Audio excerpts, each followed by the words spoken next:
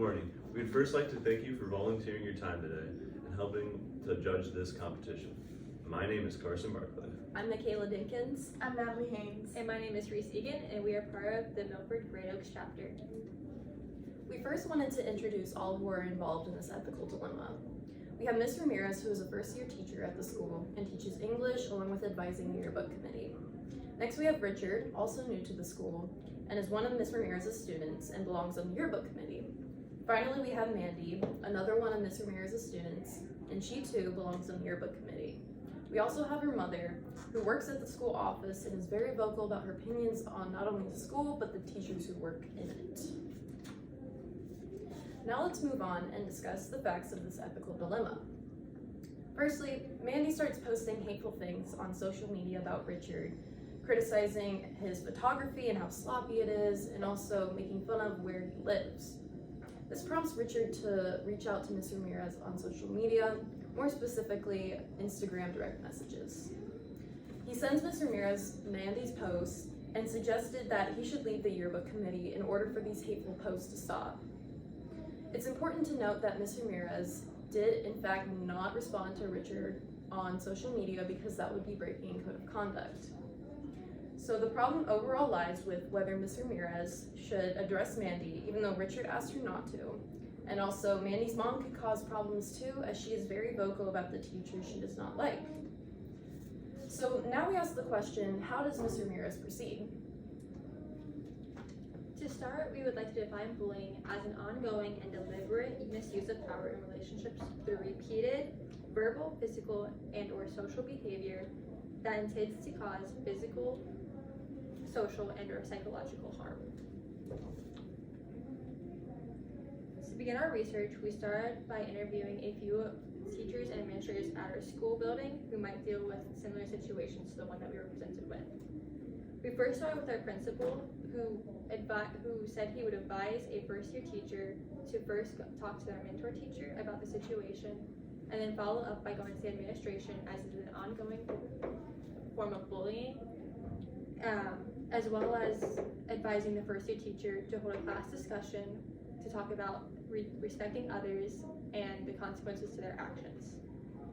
Another staff member we interviewed was our school counselor, who shared her opinion on the situation to be needing to bring the issue to the administration, as it is an ongoing online issue, and out of a teacher's hands. It is only the teacher's job to report the issue once it's online. So she should hand over the situation to the administration to allow them to deal with the consequences, as well as discuss moving Mandy to another English period to hopefully prevent farther bullying and encourage other students to stop picking on Richard as well. Next, we also interviewed a second-year teacher at our school and a mentor teacher to see what they would do. Our second-year teacher said that he would first go to his mentor teacher, which is exactly what Ms. Ramirez did, and then he would go to administration to report the bullying and to see how to proceed in his classroom specifically. Now, our mentor teacher said that he would advise Ms. Ramirez to go to the administration and report the bullying and get advice on how to proceed as well. He also added that since Ms. Ramirez was worried about Mandy's mom, there was ways that Ms. Ramirez could go around her without her knowing. Overall, each staff member that we interviewed had generally the same steps and ideas for Ms. Ramirez and how she could move forward. Now I know what y'all are probably thinking. So what about Mandy's mother? Let's first talk about ethics. Ethics are the moral principles that govern a person's behavior or the conducting of an activity. As a teacher, you must do what is right every hour of the day, every day of the year. Ms. Ramirez, no matter how uncomfortable Mandy's mother can make her life, needs to do what's right for her students. We wanted to go a few steps further and see the actual requirements for teachers based off the Code of Conduct. The related requirements that we found were in Article 2, Professional Relationships with Students, and Article 9, Appropriate and Responsible Use of Technology. Article 9.f elaborated on Article 2, and it says, conduct unbecoming includes knowingly failing to report and or address instances of electronic or online harassment, bullying, or intimidation of a student. So if Ms. Ramirez failed to report this bullying from Mandy, he or she would, for one, be not upholding the code of conduct, but also be vulnerable to disciplinary actions that says if an educator violates Principle 9, suspension 1 day to 5 years of a license.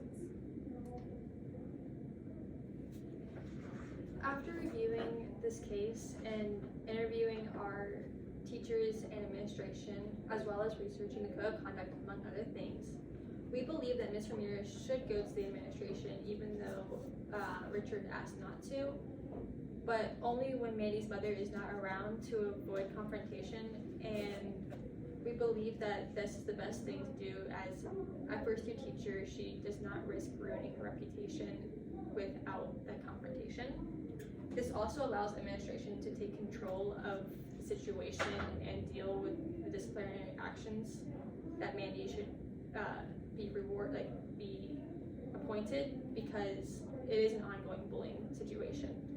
We also believe Ms. Ramirez should hold a class discussion with her students to talk about respecting one another and how their actions do have consequences, no matter how big or small, and we believe that bullying is a serious offense.